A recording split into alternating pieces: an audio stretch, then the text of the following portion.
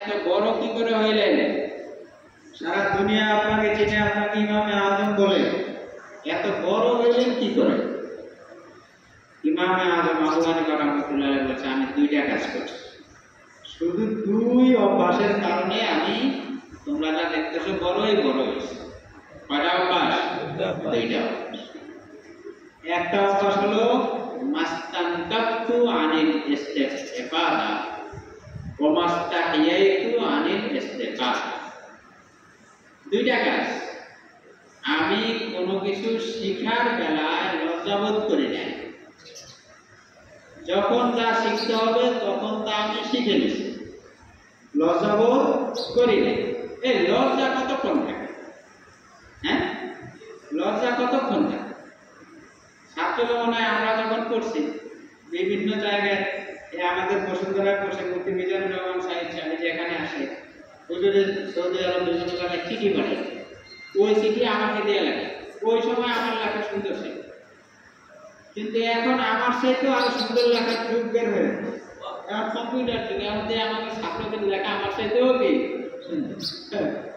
গত রমজানে আমি আমার এক ছাত্র মাফিয়া বলে আমার এক পৃষ্ঠা লিখে একটা খাতা কিনে দিচ্ছি 10 টাকা, ওই প্রত্যেকটা পৃষ্ঠা একটা একটা লিখে কি এরপরে বলে কত সুন্দর, আমার চেয়েও সুন্দর। এখন আমি বাসায় একটা বসে বসে ওর লেখাটা দেখে দেখে আমাকে আরো একটু সুন্দর হয়েছে, আলহামদুলিল্লাহ। এখন লজ্জাটা কতদিন রয়েছে? এখন যে আমার লেখাটা আর একটু সুন্দর হয়েছে, কি এখন আর কেউ দেখে? আমার লেখায় কি কাউকে কয়ে দেয় যে অমুকে ছাত্রের কাছ দিয়ে লেখা শিখছে, কয়ে দেয় লেখাটা সুন্দর হয়ে? লজ্জাটা কতক্ষণ? এই লজ্জাটাই যে আমাদের সর্বনাশ করে ফেলে। এই লজ্জার কারণে কারো কাছে গিয়া বয়সে ছোট অথবা সমবয়সী অথবা এলাকা অথবা আমাদের পাড়া এর কাছে জিজ্ঞাসা করতে পারি না। হ্যাঁ, এর ছাত্র হইতে পারি না। আমার কবে আলোচনা ভুল আমি একটু ধরে এই লজ্জা লজ্জা আমাদেরকে সর্বনাশ করে দেয়। হ্যাঁ, কারো কাছে আমি শিখতেই পারতেছি না, শুধু কিসের কারণে? লজ্জার কারণে। এটাই ইমাম আবু হানিফা করে না। ইমাম হয়ে গেছে, কারো কাছে লজ্জাবোধ করে, যেটা লাগবে সেটা শিখবে, যেটা লাগবে সেটা শিখবে। লজ্জাবোধ করলে তো হবে না। আর অমাস্তান কাফু আনিল ইফাদা, কাউকে কিছু শিখাইতেও আমি লজ্জাবোধ করি না। কাউকে কিছু শিখাই না, কেউ আমার কাছে কিছু চাইছে, বাস আমার কোনো লজ্জা নাই, আমার কোনো ঘৃণা নাই, লজ্জা না, ঘৃণা, অনীহা। কেউ কিছু শিখতে চাইলেও আমি অনীহা প্রকাশ করি না। আর কারো কাছে কিছু শিখতেও আমি লজ্জাবোধ করি না। তাহলে দুইটা গুণই আমার লাগবে। আমি অনেক কিছু শিখার বাকি আছে, শিখবো, লজ্জা করবো না। আমি যা শিখছি আমার থেকে অনেকে শিখতে চাবে, আমি অনীহা প্রকাশ করবো না। ভালো লাগে না, এখন না, এই গরিবসি করলাম, এই বিরক্তি বোধ করলাম না, এটাও কি করবো। অনেক গুরুত্বপূর্ণ কাজ আপনার বাদ দিতে হবে। আরেকজনে আসে একটা মাসালার জন্য, আপনি তেলাওয়াত করতেছেন। অনেক সময় আমরা তেলাওয়াত করতে বলি, টার্গেট নিয়ে বসে যে এই বৈঠকে 5 পারা তেলাওয়াত করবো। হ্যাঁ, কিন্তু একজন আইসা সব চায়, তার জন্য এতে সব আমি আরো বেশি পেয়েছি। হ্যাঁ, আরো বেশি হয়েছে। যাই হোক, এই ফায়দা কিছু শিখার ব্যাপারে লজ্জাবোধ করা যাবে না, আর শিখানোর ব্যাপারেও অনীহা বিরক্তিবোধ করা যাবে না, বিরক্ত হওয়া যাবে। এই দুইটা গুণ যদি আমাদের মধ্যে অর্জন করতে পারি, দেখবেন যে আমাদের মধ্যে আর শূন্যতা নাই। এই দুইটার কারণে আমাদের অভাব, আমরা অনেক পিছনে আছি। দুইটার কারণে পারবো ইনশাআল্লাহ। যা প্রয়োজনীয় সেটা শিখতে পারবো, কাউকে শেখানোর জন্য চেষ্টা করতে পারবো ইনশাআল্লাহ। আল্লাহ আমাদের সবাইকে আমল করার তৌফিক দান। ইতিকাফে বসে আমরা তালিম মাসাইল সম্পর্কে অনেক কিছু আলোচনা করা হয়। মৌলিক কিছু আলোচনা তো এরপরে শেষে 10 মিনিট আপনাদের কারো কোনো জিজ্ঞাসা থাকলে সেটার সুযোগ দেওয়া হয়। আপনাদের মনে কিছু লাগলেও সেটাও জিজ্ঞাসা করতে পারবেন, অসুবিধা নাই। তো 1 নম্বর হলো বললাম সহিষ্ণুভাবে কোরআন শরীফ, দোয়া কালাম ইত্যাদি এগুলো পড়বেন। 2 নম্বর যা যা শেখার প্রয়োজন সেগুলোকেও শিখবেন। আজকে আমরা যে আলোচনাটা করব সুন্নতের উপর আমল। ঠিক আছে, এই যে বিষয়গুলোর ওদিন বয়ানে বললেন নামাজ পড়াও ইবাদত, না পড়াও কি ইবাদত। মন মতো ইবাদত কবুল হবে না, সেই ইবাদতটা সুন্নত তরিকা হওয়া লাগবে। আল্লাহ পাক নামাজ পড়তে বলেছে, কিন্তু নামাজের সুন্নত তরিকা কি এটা কিন্তু আল্লাহ কোরআনে বলে না, কোথাও আল্লাহ বলে না। এটা রাসূল পাঠিয়েছে, রাসূলের সুন্নতের অনুসরণ করতে। সুন্নত ছাড়া, সুন্নতের অনুসরণ অনুকরণ ছাড়া কোনো আমলই আল্লাহর কাছে গ্রহণযোগ্য না। কালিমায়ে শাহাদাত এটাও রাসূল শিক্ষা দিয়েছে, আশহাদু আল্লা ইলাহা ইল্লাল্লাহ ওয়া আশহাদু আন্না মুহাম্মাদান আবদুহু ওয়া রাসূলুহু। এত গুরুত্বপূর্ণ, যেটার উপরে সবকিছুই নির্ভর করে। দেখেন সেই কালিমায়ে শাহাদাত কোরআন শরীফে আছে, হুবহু এইভাবে আশহাদু আল্লা ইলাহা ইল্লাল্লাহ ওয়া আশহাদু আন্না মুহাম্মাদান আবদুহু ওয়া রাসূলুহু। আল্লাহ গুরুত্বপূর্ণ বিষয়গুলো সুন্নতের উপর, রাসূলের উপরে ন্যস্ত করে রাখছেন, সুন্নতের গুরুত্ব বোঝাবার জন্য। এটা না যে গুরুত্বপূর্ণগুলো আল্লাহ বলে দিয়েছে আর এই যা তেমন জরুরত নাই সেগুলো রাসূলের থেকে শিক্ষা নিবা, এমনটা আল্লাহ যেগুলোর গুরুত্ব তেমন একটা বেশি না সেগুলো কোরআন শরীফে বলে দিয়েছে, গুরুত্বপূর্ণগুলো রাসূলের কাছ থেকে শেখার জন্য বলেছে। নামাজের টাইম কোনটা, নামাজের পদ্ধতি কি, নামাজের নিয়ম কি, রাসূল থেকে শেখা। তো সুন্নতের উপরে আমল করার জন্য ফুকাহা কেরাম বলছেন, উলামা কেরাম বলেন 3টা সুন্নতের উপর আমল করতে পারলে অধিকাংশ সুন্নতের উপর আমল করা সহজ হয়ে যায়। কয়টা সুন্নত?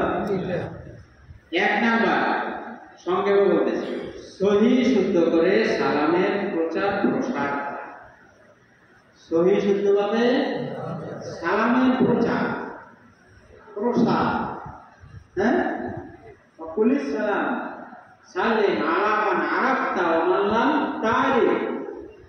নবীজিকে জিজ্ঞেস করা হলো কোন আমল সবচেয়ে উত্তম, বললেন যে যাকে চিনো বা না চিনো সহিহ শুদ্ধভাবে সালাম। সালাম হলো সবচেয়ে বড় গুরুত্বপূর্ণ। কিভাবে সালাম দিতে হবে? সহিহ শুদ্ধভাবে, ব্যাপক আকারে সালাম দিতে হবে। ঘরে ঢোকার সময় সালাম, বের হওয়ার সময় সালাম, মসজিদে ঢোকার সময় সালাম, বের হওয়ার সময় সালাম। অনেক উপকার হাদিসের মধ্যে আছে, কেউ যদি ঘরে ঢোকে সালাম দিয়ে, শয়তান, প্রত্যেকটা মানুষ ঘরে ঢোকার সময় শয়তান তার সাথে ঢোকার চেষ্টা করে ঘরে। যখন সে সালাম দিয়ে ঢোকে শয়তান আর ঘরে ঢুকতে পারে না। ওখানে দায়িত্ব বলেন যে না ভাবি তারা এই ঘরে তোমাদের কোনো থাকার ব্যবস্থা নাই, হবে না, ঘরওয়ালা সালাম দিয়া। আর যদি কেউ ঘরে ঢোকে সালাম ছাড়া, জিকির ছাড়া, হ্যাঁ জিকির করতে করতে ঢুকলেও হবে, অসুবিধা নেই। যদি জিকির ছাড়া, সালাম ছাড়া ঘরে ঢোকে তাহলে শয়তান তো ঢোকেই, অন্যদেরকেও ডাকাডাকি করতে থাকে যে আসো এই ঘরে আড্ডা মিলানের ব্যবস্থা আছে। শয়তানরা চিন্তা করে ঘর আপনার এত কষ্ট করে বানাইলেন, আপনি ফ্যান চলে আপনার বিল দেন, আপনার সামান নেই, কিন্তু আন্ডাকা আমরা আমার মনে চলবে 2-3 কামে এক রুমে থাকে। আর শয়তান তো শত শত থাকে সুন্দর, হ্যাঁ ঘর আপনার আমার, আর টাকা না হলে শয়তান। শুধু অভাব ঢোকার সময় সালাম দিলাম না, এই অভাব, আর কিছু না। সালাম দিয়া ঘরে আল্লাহ রাসূল স্ত্রীদেরকে সালাম দিতে, স্ত্রীরা নবীজিকে সালাম দিতে, কি সুন্দর। আসসালামু আলাইকুম ওয়া রাহমাতুল্লাহ বলেন, আসসালামু আলাইকুম ওয়া রাহমাতুল্লাহ। স্মরণ করে এটা বলে সালাম দিতে স্মরণ করেন, একশো স্মরণ করেন। আরে গরম মানে এই বলা মানে আসসালামু আলাইকুম, অর্থাৎ তোমাদের উপরে আল্লাহ রহমত বর্ষণ হোক, এই কথাটা বলতে স্মরণ করে হইবে কেন? হ্যাঁ, গরু করে আল্লাহ রহমত বর্ষণ হলে কেমন জানি হয়। গুড়াগাড়ার উপরে বাচ্চা কাচ্চার উপরে আল্লাহ রহমত নাজেল হলে আবার কি না কি হয়ে যায়, কি সমস্যা না কি সমস্যা হয়ে যায়, ঠিক আছে? স্মরণ করে দেখেন শয়তান আমাদেরকে এমন ভাবে মুরিদ বানিয়ে বানাইছে, অশ্লীল কথা স্মরণ করে না, গালাগালি করে স্মরণ করে না, লজ্জা করে না, ঠিক আছে? হ্যাঁ, মিথ্যা গালাগালি করে সালা সালা সালার প্রতি সালা এইটা মোটেও স্মরণ করে না, কিন্তু সালাম না দিতে স্মরণ করে। শয়তানের মুরিদ, কার মুরিদ? শয়তানের মুরিদ। শয়তান বক্সের মধ্যে আমাদের দখল করে ফেলেছে। স্মরণ করো কি রে, ছেলে দেখা বাপের সাথে সরমে সালাম দেয় আর সব চলে সালাম দিতে লজ্জাবোধ করে। কি ব্যাপার? আমরা দেখবেন সারাদিন ছেলে মেয়ে সালাম দেয়, বাপের সালাম দেয়, মায়ের সালাম দেয়, স্বামী স্ত্রীকে সালাম দেয়, স্ত্রী স্বামীকে সালাম দেয়। কত বড় একটা সুযোগ, রহমতের দোয়া, বরকতের দোয়া, শান্তির দোয়া, ঘরটা শান্তি ভরিয়া যায় না? আর এখন ঘরে এত কিলাকিলি যায়, হ্যাঁ, এত কিলাকিলি। দুটার সময় সালাম দেয় না, ঢুকছে শয়তান। একজনে আরেকজনের সালাম দেয় না, রহমত নাই, বরকত নাই, শান্তি নাই, মহব্বত নাই। কিলাকিলি হইবে না হইবে, তালাক হইবে না হইবে। দেখ আটটা চলতে পারি, সব জায়গায় খালি তালাকের মাসলা, সব জায়গায় খালি তালাক, সব জায়গায়। হ্যাঁ, দেখ আপনাদেরকে মাসে মাসে এই সময় খালি তালাক, খালি হইবে না, তালাক হইবে না, সালাম নাই, রহমত নাই, দোয়া নাই, তো তালাকই থাকবে, থাকবো কি? এই জন্য বেশি বেশি সালাম দাও। এরপর যারা দেয় অসুস্থ, দেয় কি? কে শিখাইল আমাদেরকে? দেয় আল্লাহ রাসূল সাল্লাল্লাহু আলাইহি ওয়াসাল্লাম মজলিসে বসা, আপনাদের সামনে আমি চেয়ারে বসতে আসলে খুব বেয়াদবি হয়েছে, মাফ চাই, দোয়া করে মাফ করে। এখন আল্লাহ রাসূল সাল্লাল্লাহু আলাইহি ওয়াসাল্লামের মজলিসে আয়েশা রাদিয়াল্লাহু তাআলার পাশে বসা এক ইহুদি আইসা সালাম দিল, আসসালামু আলাইকুম। ইহুদি আইসা সালাম দিল কি? আসসালামু আলাইকুম। আসসালামু আলাইকুম অর্থ আপনি মরে যান, আপনি ধ্বংস হয়ে যান। ইহুদি মানে আসসালামু আলাইকুম, ওইটাকে সালামু আলাইকুম, ওইটাকে ব্যঙ্গ করে বা ওইটাকে একটু ঘুরে আছে, কেউ বসবে কেউ বসবে না, আসসালামু আলাইকুম আমরা বলি না? আসসালামু আলাইকুম আমার সমাজে নাই? আছে। আসসালামু আলাইকুম কই থেকে আসে? এটা কে শিখাইল? হ্যাঁ, তো ইহুদি বলল আসসালামু আলাইকুম, কেউ কিন্তু তেমন একটা খেয়াল করে না। আয়েশা রাদিয়াল্লাহু তাআলা তার কান তো সোজা, সে পর্দার ওই পাশ থেকে শুনছে যে ওরে বদমাশ, ওই বদমাইশে তো আসসালামু আলাইকুম বলছে, সে তো আর সহ্য করতে পারে না। কারণ ইহুদি রাসূলকে যদি আয়েশা বলে আসসালামু আলাইকুম মানে আপনি ধ্বংস হয়ে যান, এই আয়েশা সহ্য করতে পারে কি? আর মানে গলার পর্দা বসে যায়, স্বামীকে কেউ যদি আসসালামু আলাইকুম, আয়েশা ওখান থেকে এক সেটা দিয়ে বসে ওয়ালাইকুম লানাতু ওয়া গযবুল্লাহি আলাইহি, তোমার উপরে আল্লাহ ঠাড়া করুক, গজব করুক। আয়েশা কইয়া বসে পর্দার ওই কাছ থেকে। আয়েশা রাদিয়াল্লাহু তাআলার গলা তো কেউ শোনে না, কিন্তু সব সময় তো সহ্য করা যায় না। ওই যে পানা ঝগড়া, ওই যে পানা হালত, হিসাবীরা বয়ান করে দেখেন না আপনাদের কি অবস্থা হবে। এটা তো আল্লাহ মাফ করবে। এই হালত সাহাবাদের মধ্যেও ছিল, এই হালত রাসূলের মধ্যেও ছিল, এই হালত আয়েশা রাদিয়াল্লাহু তাআলার মধ্যে এরকম বড় আলেমা তার মধ্যেও ছিল, সহ্য করতে পারে না। শরীয়তে গলা এটা পর্দা না? পর্দা কি?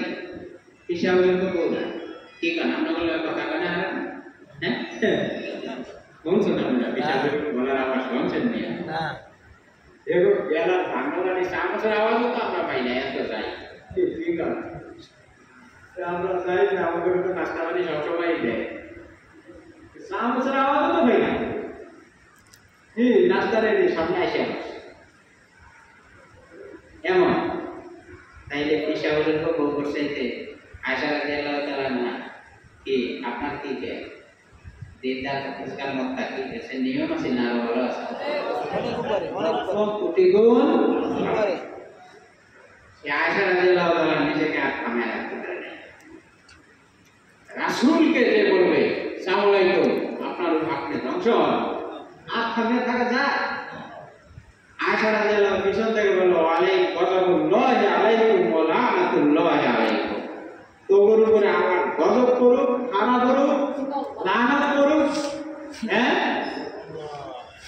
আল্লাহ রাসূল সাল্লাল্লাহু আলাইহি ওয়াসাল্লাম এখান থেকে বলে আয়েশা আলাইকে বিরিফকে, আয়েশা একটু নমনীয় হও, একটু নমনীয়, একটু থামো। আল্লাহ রাসূল আয়েশাকে থামা আলাইকে বিরিফ। আয়েশা বললেন হুজুর আলাম তাসমা মা এখন, হুজুর ইহুদিরা কি বললো আপনি শোনেন নাই? ওরা যে এসে আসসালামু আলাইকুম কইছে আপনি শোনেন নাই? আল্লাহ রাসূল আয়েশা দিয়া বলেন এই আয়েশা আমি বলছি, আমি কি বলছি তুমি এ বলো না? আমিও তো বলছি ওয়া আলাইকুম, আমিও বলছি কি ওয়া আলাইকুম। তোরা আমার জন্য যেরকম দোয়া করছো তোর উপরও যেরকম, আমি তো সংক্ষেপে কইছি ওয়া আলাইকুম, ওরা কইছে আসসালামু আলাইকুম, রাসূল কইছে কি ওয়া আলাইকুম, বুঝা সেটাই কইছে তোরা আমার জন্য যা কামনা করছো তোদের জন্য এরকম। সঙ্গে ভালো মানুষ ভদ্র মানুষ কথা সঙ্গে পেয়ে যায়, ভালো মানুষের জবান থেকে খারাপ কথা উচ্চারণ হয় না, কিন্তু কাম করতে হয়।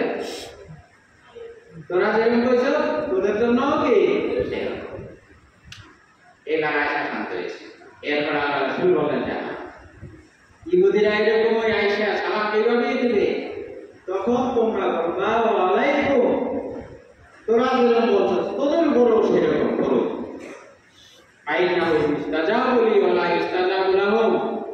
রাসূল বলেন আমারটা কবুল হবে, ওদেরটা কবুল হবে না, কারণ ওরা আগে বলছে আমার ব্যাপারে বদদোয়া, আমার ব্যাপারে লানত ওরা আগে দিছে, ওরা সীমালঙ্ঘনকারী, আমি মাজলুম নির্যাতিত, আমি পরে বলছি মাজলুমের দোয়া কবুল হয়, জালেমেরটা কবুল হয় না।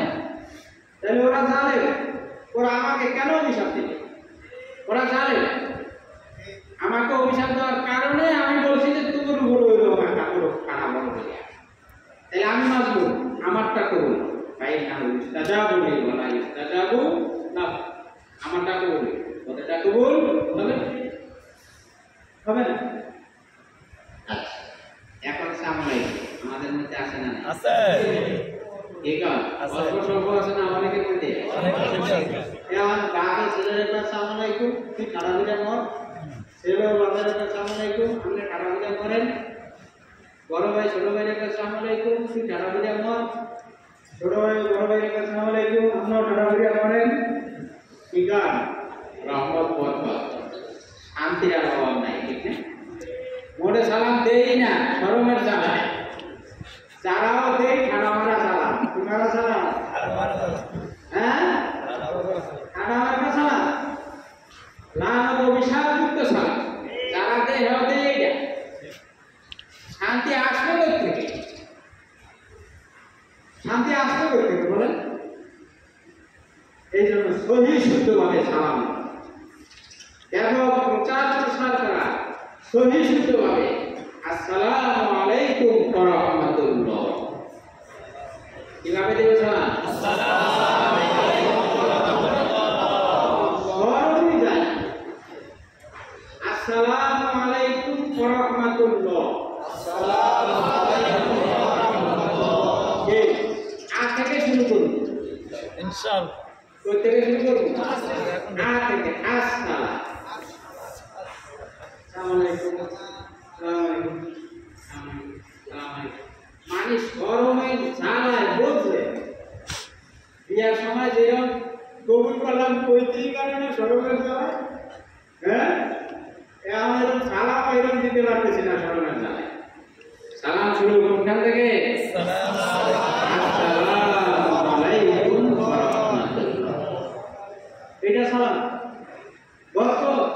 অশান্তিতে মরে যাবে।